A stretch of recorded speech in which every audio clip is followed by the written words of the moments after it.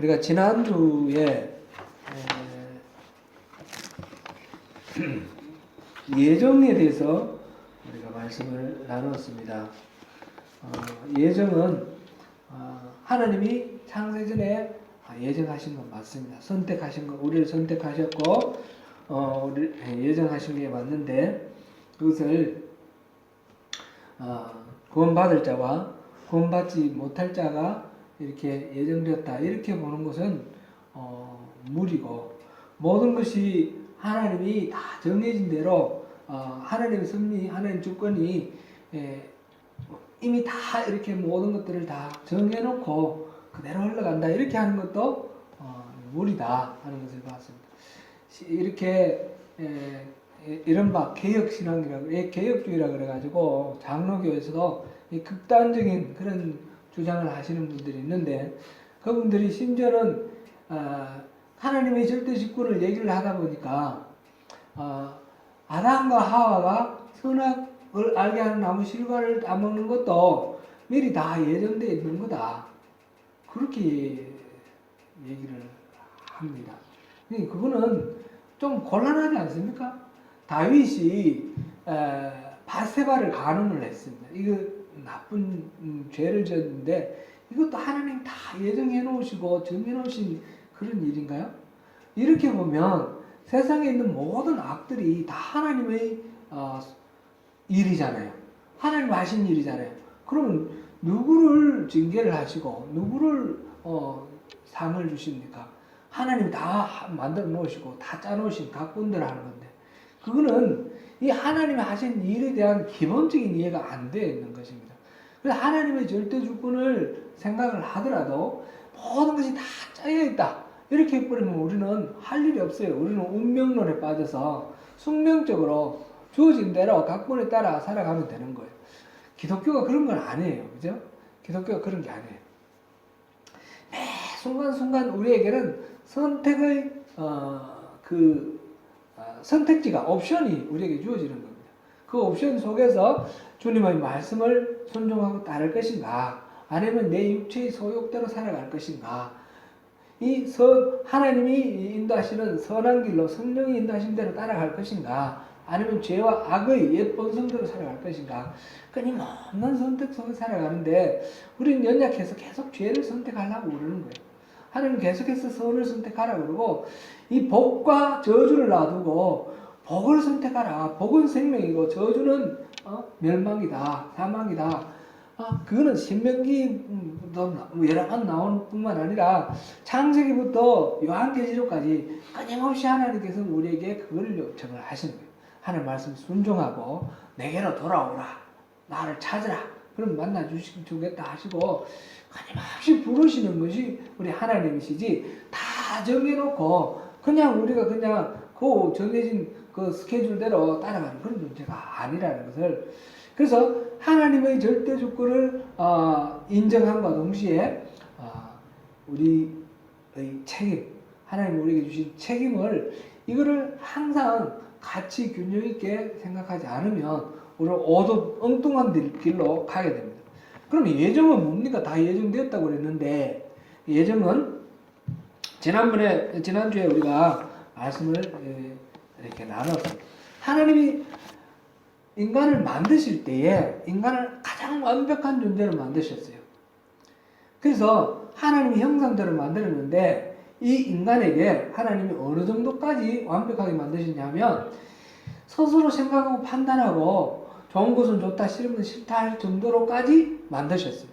하나님은 사람을 만드시면서 서로 사랑하는 관계, 친밀한 사랑의 교제를 이루기를 원하셨지만, 인간이 무조건 하나님을 사랑하고 무조건 하나님을 좋아하고 이런 식으로 만드신 것이 아니라, 마음속에 우러나는 마음으로 자발적으로 하나님을 알고 하나님을 사랑하고자 하는 그런 마음을 갖게 해주셨어요. 거기에는 굉장히 위험이 있는데, 그것은 하나님을 싫어하고 하나님을 불순종할 그런 자유까지도 주셨다는 거죠. 이걸 자유의지라고 그러죠.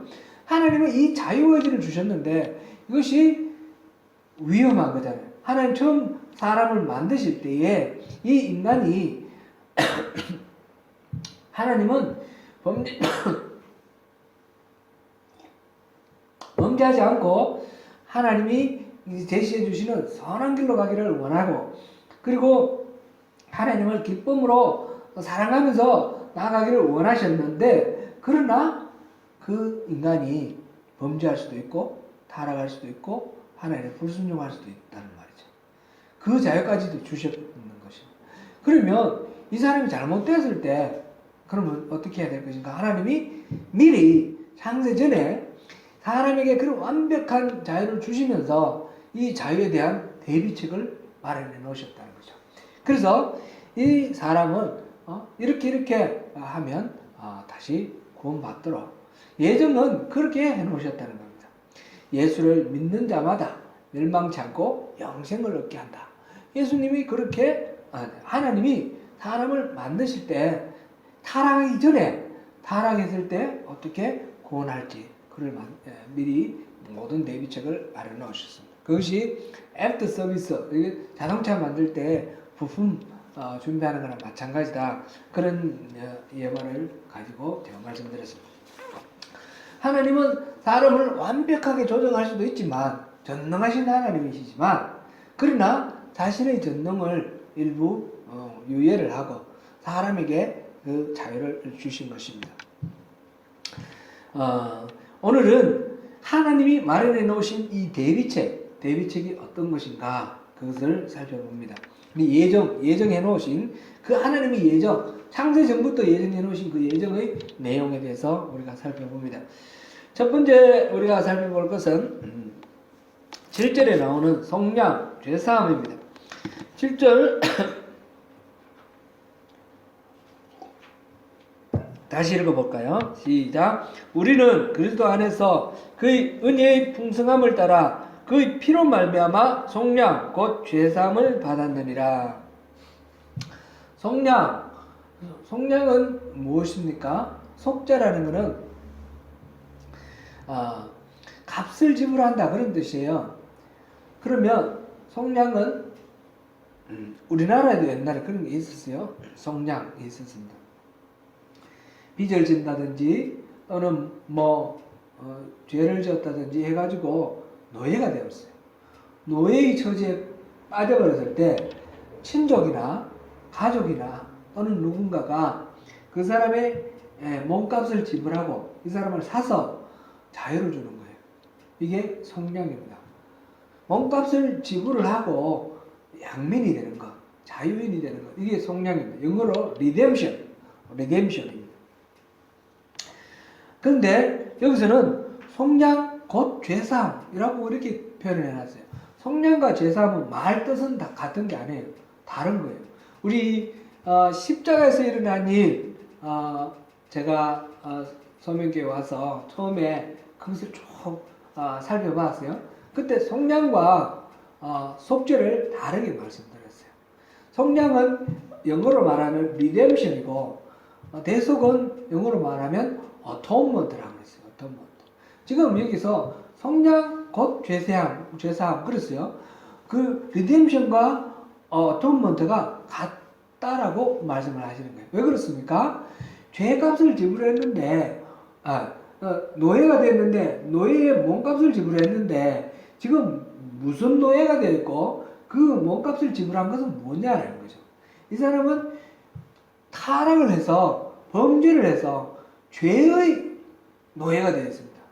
죄의 노예가 되어 있어서, 그 죄를 지은 그 몸값, 곧 죄값을 지불을 하고, 이 사람이 자유를 얻은 것입니다.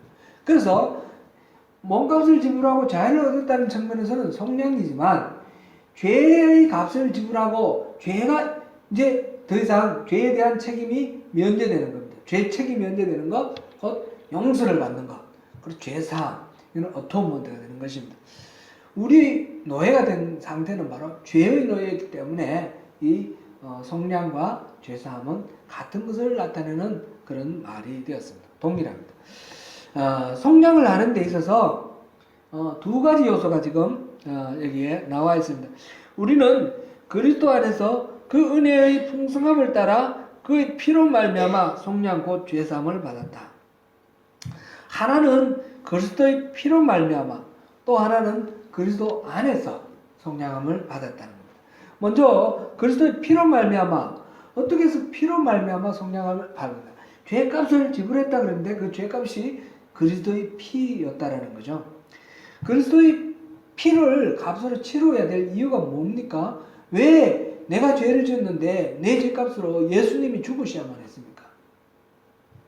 내 죄값을 내가 죄의 노예가 되어 있는데 내 몸값을 지불하는데 다른 분이 아니라 예수님의 생명을 바쳤어요. 왜 그렇습니까? 그것은 우리 죄를 지었는데 죄에 대한 벌은, 죄의 삭은 사망이라고 했어요. 우리 죄에 대한 벌은 사망, 내가 죽어야 되는 거예요. 죽어야 되는데 내 대신 예수님이 죽어주셨다라는 거죠.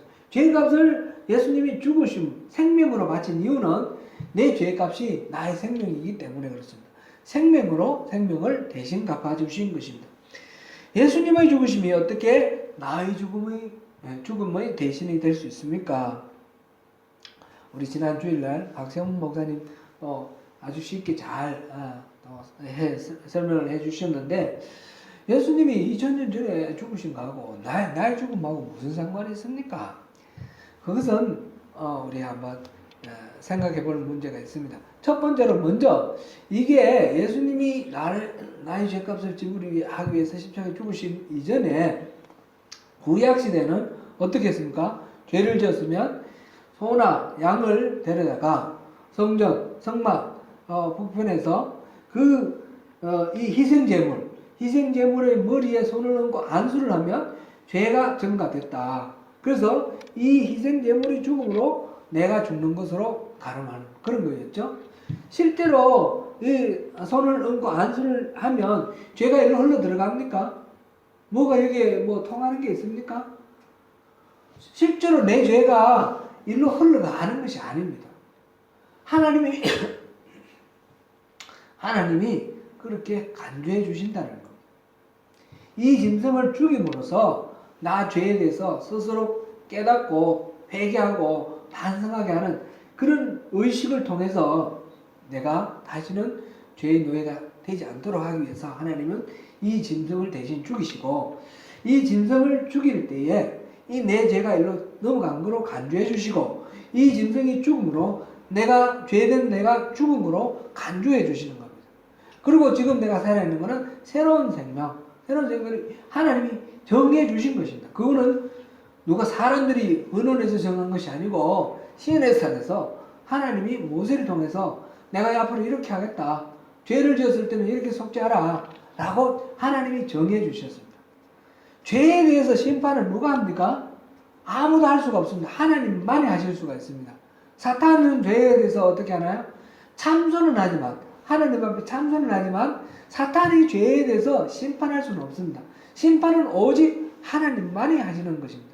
하나님이 심판을 하실 때에 이 짐승을 죽임으로 너에 대한 심판을 면제해준다 라고 정해 놓으셨습니다.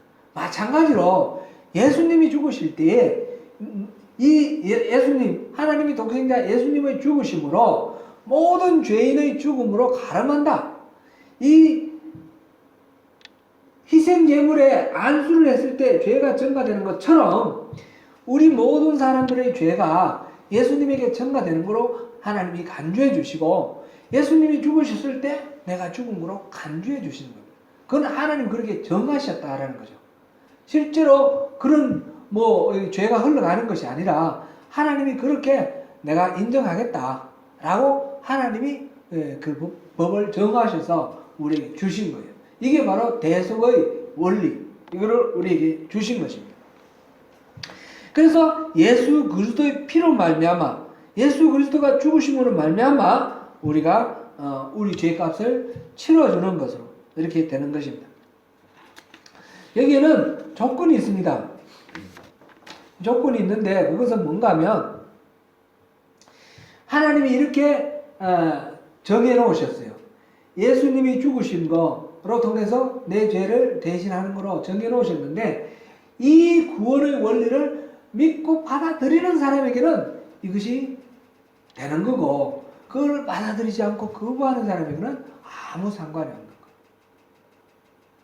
곧 하나님이 예정해 놓으신 이 구원의 방법을 믿고 받아들일 때에 그것이 구원이 되는 겁니다. 그 하나님이 그렇게 정해 놓으신 겁니다. 예정해 놨다. 지금 창세 전부터 예정해 놓으신 것은 뭐냐? 바로 이거를 예정해 놓으셨다는 겁니다. 이 외에는 누구도 그 죄의 문제를 해결할 수 있는 그런 방법이 없습니다. 석가모니도 안 되고요. 또 뭐 우리가 착한 일 많이 한다고 해도 안 되는 거예요. 우리가 이거를 또 잘못 이해를 하면 도덕적으로 아무래도 상관없다, 윤리적으로 아무래도 상관없다 그렇게 이해를 하는데 그런 뜻은 아니고요. 예수 그리스도의 이 피 흘림의 이 피값으로 예수님께서 그의 피로 말미암아 그랬는데 그의 피 이외에는 다른 방법으로 우리 죄에 대해서 속량, 죄사함을 할 수 있는 방법은 없습니다. 사도행전 4장 12절에 이렇게 나와 있습니다. 사도행전 4장 12절 한번 찾아보실까요?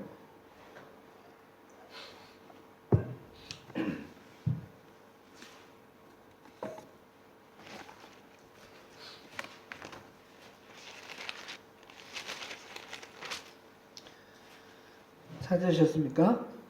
시작. 다른 이로서는 구원을 받을 수 없나니 천하 사람 중에 구원을 받을 만한 다른 이름을 우리에게 주신 일이 없습니다. 예수님 외에 다른 누구도 이 구원의 문제에 이바지할 수 있는 그런 존재가 없습니다. 오직 예수님 그 피로 말미암아서 우리 죄가 용서가 된다는 겁니다. 이것을 오늘 본문 7절 다시 한번 읽어보겠습니다. 7절에 시작. 우리는 그리스도 안에서 그의 은혜의 풍성함을 따라 그의 피로 말미암아 속량 곧 죄사함을 받았느니라. 에베소서 1장입니다. 에베소서 1장 7절. 여기서 그래서 그 예수님을 통해서만이 해결된다는 것을 두 단어로 표현하는데 그리스도 안에서라는 거하고 그의 피로 말미암아라는 이 둘로 나와 있습니다.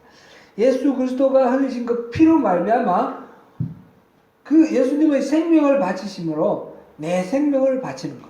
내가 죽음 마땅한 내 죄에 대해서 죄값이 지불되는 겁니다.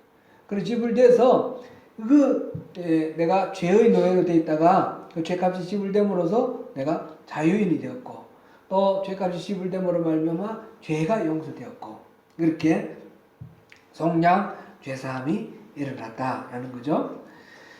그러니까 그 피로 말미암아라는 것 이때까지 봤고 이제 두 번째로 그리스도 안에서라는 말을 우리가 한번 볼 필요가 있습니다. 속량함이 두 가지 요소 중에 그의 피로 말미암아 그리고 그의 안에서 그리스도 안에 있을 때에 이 속량 죄사함 예수님의 그 피라는 것은 이 하나님의 구원의 계획 이것을 받아들이는 자 곧 예수를 믿는 자 예수 안에 있는 자에게만 이것이 유효하다는 거죠. 로마서 6장 3절부터 5절까지 한번 찾아보겠습니다.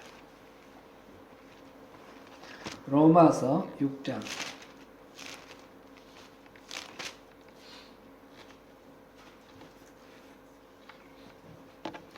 3절부터 5절까지 같이 읽습니다. 시작. 무릇 그리스도 예수와 합하여 세례를 받은 우리는 그의 죽으심과 합하여 세례를 받은 줄을 알지 못하느냐. 그러므로 우리가 그의 죽으심과 합하여 세례를 받음으로 그와 함께 장사되었나니 이는 아버지의 영광으로 말미암아 그리스도를 죽은 자 가운데서 살리심과 같이 우리로 또한 새 생명 가운데서 행하게 하려 함이라. 만일 우리가 그의 죽으심과 같은 모양으로 연합한 자가 되었으면 또한 그의 부활과 같은 모양으로 연합한 자도 되리라. 아멘. 세례라는 것을 우리 세례 교육할 때 이걸 계속해서 교육을 하는데 세례 이 바울 사도는 이 세례를 예수와 합하여 받는 세례 그렇게 표현을 했습니다. 여기서 NIV 성경 지금 제가 여기 3절 읽어보면요. Or don't you know that all of us who were baptized into Christ Jesus were baptized into his death. baptized 다음에 into Jesus Christ 이렇게 돼 있어요. baptized 세례를 받았는데 물에 푹 잠기는 세례 아닙니까? 세례를 받았는데 baptized into Christ Jesus Christ. into라는 말이 이렇게 들어 있습니다. 곧 우리가 세례를 받는데 그리스도 안으로 물을 푹 잠기는 겁니다. 곧 내가 죽을 때 내가 세례를 받을 때 예수님 안으로 쑥 들어갔으니까 예수님이 십자가를 달려 죽으실 때 나도 죽었고 예수님이 부활하셨을 때 나도 부활했다 이런 말이 되는 거예요.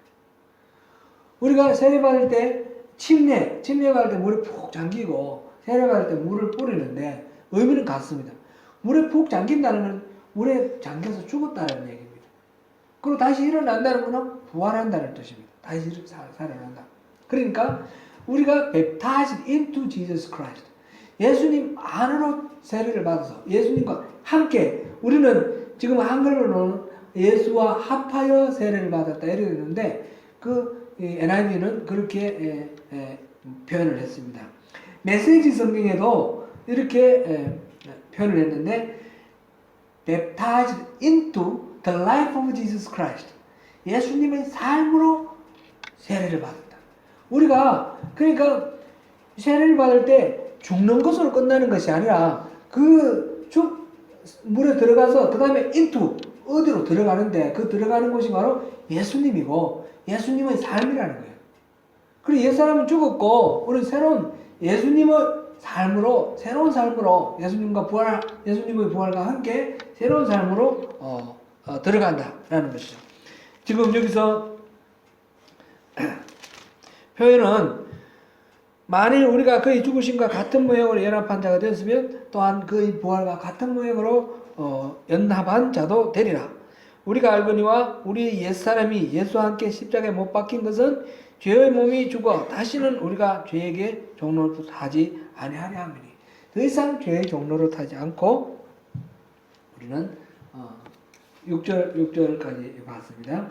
그러니까 완전히 새로운 존재로 된다는 것입니다. 사랑하는 성도 여러분, 그리스도 예수 안에서 그리스도의 피로 말미암아 성량함을 받으시고 그 죄사함, 그 은혜, 그것을 한없이 그리스도 안으로까지 들어가심으로 우리가 그리스도 안에서 누리는 그런 은혜를 누리시기를 축원합니다. 두 번째로 살펴볼 것은 여기서 그의 뜻대로 5절 그 기쁘신 뜻대로 우리를 예정하사 우리를 예정하셨는데 하나님의 기쁘신 뜻대로 예정을 하셨습니다. 그랬는데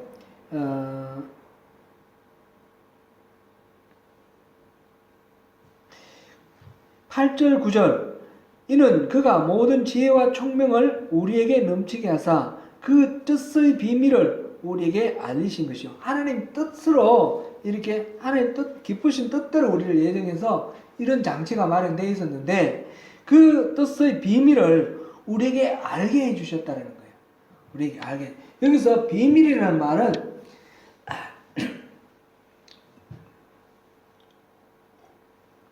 원래 이 비밀이라는 말은 미스테리온이라는 단어를 번역을 한 건데 미스테리온 영문으로 말해서 시크릿스가 아니고 미스터리라는 거예요. 미스터리. 지금 여기서 말하는 비밀은 시크릿가 아니라 미스터리입니다. 시크릿은 뭡니까? 이거를 은밀하게 감추고 말을 안 해주는 거예요. 아무에게도 말 안 해주는 거 이게 시크릿이에요. 미스터리는 그거하고 달라요. 미스터리는 이미 말했지만 잘 깨닫지 못하여 이해가 안 되는 그 신비 상태에 놓여 있는 것. 그게 미스터리예요. 지금 여기서 하나님이 그 뜻의 비밀 이렇게 말해놨는데 하나님은 이것을 말씀을 안 하신 게 아니에요. 이미 말씀을 하셨어요. 말씀을 하셨는데 사람들이 못 알아챈다는 거죠. 이걸 알지를 못하는 그런 상태였는데 하나님께서 지혜와 총명으로 그것을 알게 이제는 지금은 알게 해주셨다. He made known to us 이렇게 해주십니다. 그 지혜와 총명 우리 인간적인 어떤 지혜 이걸 말하는 게 아니고 하나님 주신 지혜인데 그 지혜와 총명 이거는 한마디로 바꾸어서 말하면 그리스도 안에서입니다. 그리스도 안에서. 지금 그 뜻의 비밀을 우리에게 알리신 것이요 그의 기뻐하심을 따라 그리스도 안에서 때가 찬 경륜을 위하여 예정하신 것이니. 지금 그 다음에 10절에도 하늘에 있는 것이나 땅에 있는 것이나 다 그리스도 안에서 통일되게 하려 하십니다. 그리스도 안에서 이 말에 대해서 우리가 좀 살펴봐야 되겠습니다.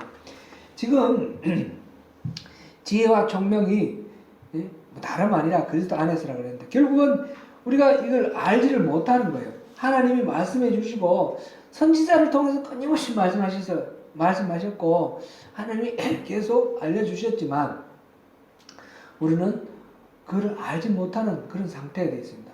여호수아가 아니라 이사야 잠깐만 한번 볼게요. 이사야 6장 9절.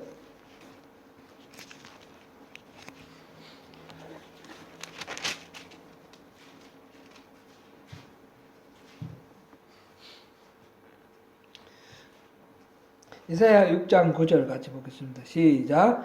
여호와께서 이르시되 가서 이 백성에게 이르기를 너희는 듣기는 들어도 깨닫지 못할 것이요 보기는 보아도 알지 못하리라 하여. 아멘. 지금 이사야를 보내시면서 하나님이 말씀하시는 거예요. 너는 이제 들어도 못 듣고 봐도 못 본다. 이거는 이제 이건 일종의 이 수사법으로 잘 이해를 해야 되는데 내가 이제 너희들 모르게 하겠다 이런 말씀은 아니에요. 지금 그렇게 이해하기가 쉬워요. 10절 보면 이 백성의 마음을 둔하게 하며 그들의 귀가 막히고 그들의 눈이 감기게 하라. 염려컨대 그들이 눈으로 보고 귀로 듣고 마음으로 깨닫고 다시 돌아와 고침을 받을까 하노라 하시기로. 이렇게 되어 있으니까 이제 못 보게 하나님이 눈을 가리시고 귀를 막는 것처럼 그렇게 이해가 돼요. 그것이 아니라 이것은 지금 이스라엘 사람들이 지금 계속 배역해서 하나님 말씀해 주시는데도 듣지 않고 계속 그렇게 하는 상태를 지금 말씀하시는 거예요. 그게 일종의 징계이기도 하고 그들의 상태이기도 한 것입니다. 이거를 마태복음 13장 비유에 대한 이야기에서도 이런 표현이 나와 있습니다. 들어도 듣지 못하고 봐도 보지 못한다 그랬는데 지금 상태가 그렇다는 거예요. 우리 죄악이 극해진 우리 현재의 상태가 그런 상태인데 하나님께서 거기에서 변화를 주셔서 이거를 보게 하고 깨닫게 해주십니다. 그것이 오늘 지금 본문에서 그 뜻의 비밀을 우리에게 알리신 것이요 이렇게 말하는 거죠. 이 비밀 미스터리 이해를 못하고 봐도 보지 못하고 들어도 듣지 못한 이것을 이제 알게 해주신다는 것입니다.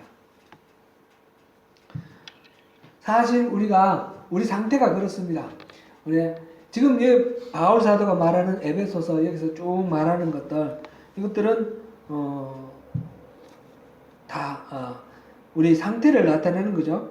하늘에 속한 모든 신령한 복을 이제 주신다 그랬는데 우리는 뭐 물질복이라든지 이 세상에 막 잘 되고 그런 거는 우리가 복인 줄 알고 생각하는데 진짜 복은 이거는 잠깐 누리는 것이고 진짜 복은 그거하고 비교할 수 없는 하나님 주시는 그런 복이 있는데 그것을 지금 보여주신다는 거예요. 그거를 우리가 알지 못하는 상태에서 하나님께서 보여주신다 그랬습니다.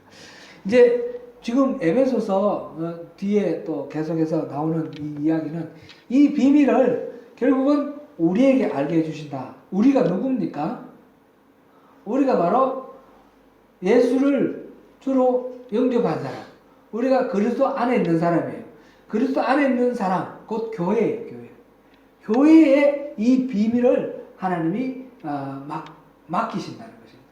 교회가 하나님의 이 비밀, 사실은 천사도 모르고 누구도 알지 못했던 그런 비밀인데 봐도 보지 못한 그런 비밀인데 교회가 이것을 알고 이제 그 비밀을 밝히는 역할을 하게 될 것입니다.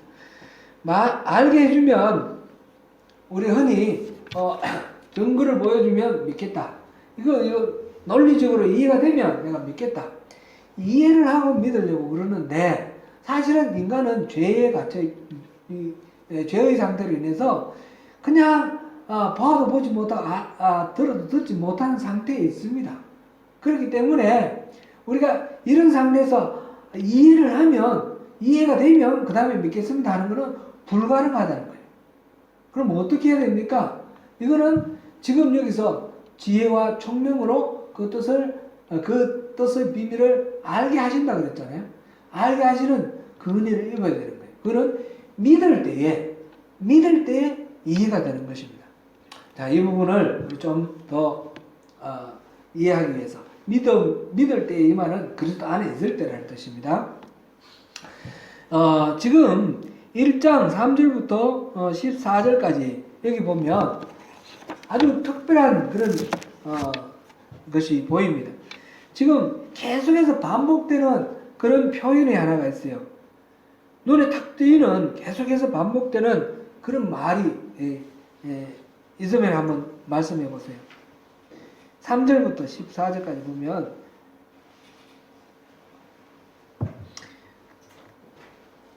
그리스도 안에서 라는 말이에요. 그리스도 안에서. 헬란 말로 엔크리스토. 그리스도 안에서 라는 말이 지금 여기에 12절인가요? 12절 나오는 것 중에 제가 세어보니까 9번이 나와요.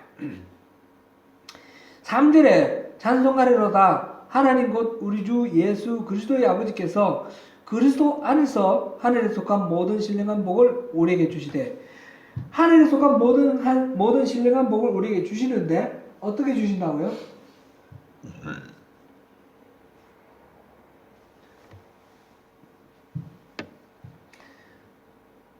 그리스도 안에서 주신다는 거예요. 하늘에 속한 모든 신령한 복을 그리스도 안에 담아 놓으신 거예요. 4절은 뭡니까? 4절에 보니까 곧 창세전에 그리스도 안에서 우리를 택하사 우리로 사랑 안에서 그 앞에 거룩하고 흠이 없게 하시려고 이랬는데, 창세전에 우리를 택하셨는데 어떻게 택하셨어요? 그리스도 안에서 택하셨어요. 지금 예정, 선택 같은 거예요. 그리스도 안에 담기면 선택받는 거고 그리스도 안에 담기면 예정되는 거예요. 지금 6절 하나님이 그저 주시는 바 그의 은혜의 영광을 찬송하게 하려 하심이라. 그저 주시는 바 그의 은혜. 하나님은 은혜를 그저 주시는데 어떻게 주세요? 그가 사랑하시는 자 안에서. 하나님, 그는 하나님이에요. 하나님이 사랑하시는 자가 누구예요? 예수님이에요. 그러니까 위에는 그리스도 안에서 있고 여기는 그가 사랑하시는 자라고 표현은 달랐지만 같은 내용이에요. 그리스도 안에서 우리에게 그저 주시는 그런 은혜, 그것을 말했어요. 7절에 우리는 그리스도 안에서 그 은혜의 풍성함을 따라 그 피로 말미암아 속량 곧 죄사함을 받는다. 우리가 속량 죄사함을 받는데 어떻게 받아요? 어디서 받아요? 그리스도 안에서 받는 거예요. 9절에 그 뜻의 비밀을 우리에게 알리신 것이요 그 기뻐하심을 따라 그리스도 안에서 때가 찬 경륜을 위하여 예정하시니 것이니. 이제 때가 찬 경륜에 따라 우리를 예정하셨는데 어떻게 예정하셨어요? 그리스도 안에서 예정하신 거예요. 10절도 마찬가지입니다. 하늘에 있는 것이나 땅에 있는 것이나 다 통일되게 하시는데 어떻게 통일되게 하신다고요? 그리스도 안에서. 그 다음에 11절 우리가 예정을 입어 그의 기업이 되었는데, 하나님의 기업이 되었는데 어디에서? 그 안에서. 이 그도 예수님이에요. 예수님 안에서 우리가 하나님의 기업이 되었습니다. 12절도 우리가 전부터 바라던 그 영광의 찬송이 되는 것은 그리스도 안에서입니다. 13절도 마찬가지입니다. 우리가 그 구원의 복음을 듣고 또한 믿어 약속의 성령으로 인치심을 받았는데 어디에 있어요? 그 그리스도 안에서. 그리스도 안에서가 열쇠입니다. 특별히 10절 보면 그리스도 안에서 통일되게 하려 하신다고 하는데, 통일이라는 말이 NIV 성경에는 이렇게 되어 있습니다. To bring all things in heaven and on earth together under one head, even Christ. 모든 것들, 하늘에 있는 것이나 땅 아래 있는 것이나 모든 것들을 한 무리 아래로 이렇게 데리고 오겠다. bring together. 가지고 더 집결시키겠다. 그랬는데 바로 예수 그리스도를 이야기를 하고 있습니다. 이거를 NASB New American Standard Bible에서는 The summing up of all things in Christ. 예수님 안에 모든 것들을 썸업했다라고 그랬어요. 썸업은 뭐예요? 요약하는 거예요. 요약. 모든 논쟁, 모든 것들을 다 결산하고 결론적으로 이거다 이렇게 말하는 것이 바로 그리스도 안에서는 이렇습니다. 하나님이 예비하신, 하나님이 계획하시고 섭리하시고 설계하신 모든 것들은 다 그리스도 안에서 모든 것들이 이루어지도록 되어 있습니다. 이것이 예수 그리스도가 바로 만능 키고 예수 그리스도가 마스터 키입니다. 그리스도 외에는 다른 누구도 이렇게 끼울 수가 없습니다. 우리 인생의 모든 문제, 어려움이나 고통이나 이 모든 문제에 대한 해결책은 어디 있습니까? 그리스도 안에 있습니다. 우리 눈에 보이지 않는 하늘에 속한 모든 신령한 복은 어디 있습니까? 그리스도 안에 있습니다. 우리 구원받는 것도 그리스도 안에 있고, 죄사함 받는 것도 그리스도 안에 있고, 하나님의 아들 양자되는 것도 그리스도 안에 있고, 지금 여기서 에베소서에서 얘기한 이 모든 것들이 다 그리스도 안에 있다는 거예요. 우리가 그리스도 안에 있을 때 그리스도 그 바구니, 그리스도를 바구니라고 생각해봐요. 바구니 안에 들어있을 때 우리가 그 바구니 움직이면 우리 같이 움직이는 거예요. 그 바구니를 성량하며 우리 같이 성량되는 거예요. 우리 그리스도 안에 있으면 그리스도와 함께 죽고 그리스도와 함께 살아나고 그리스도와 함께 복받고 그리스도와 함께 승리하고. 사랑하는 성도 여러분, 바로 이 그리스도 안에서 이 은혜를 다 누릴 수 있는 저와 여러분 되시기를 축원합니다.